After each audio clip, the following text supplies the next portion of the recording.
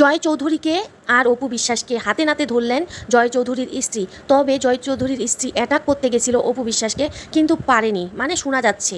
তবে এখন সেপারেশনে আছেন জয় চৌধুরী আর তার স্ত্রী। একটা সন্তান আছে তার ছেলে, সেই সন্তানটার জন্য জয় চৌধুরীর স্ত্রী মানে ডিভোর্স নিতে পারতেছে না।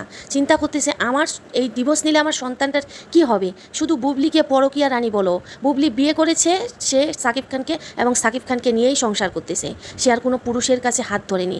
আর অপু বিশ্বাস কখনো ফেরদৌস হাসান, কখনো জয় চৌধুরী, আর যে এক একটা অঙ্গভঙ্গি করতেছে টিকটকে, যেটা দেখে বমি আসতেছে অপু বিশ্বাসকে দেখে।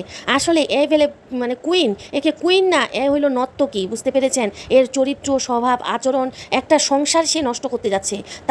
তাকে কিন্তু সাকিব খানও ধরেছিল জায়েদ খানের সাথে এবং উলঙ্গ অবস্থায়। অনেক জায়গায় শোনা যায় সাকিব খানের সাথে নাকি অপু বিশ্বাসের বিয়েই হয়নি। বিয়ে না হতেই বাচ্চা হয়েছে অপু বিশ্বাসের। জয়কে সাকিব খান মেনে নিলেও অপু বিশ্বাসকে এখনো মেনে নেয়নি।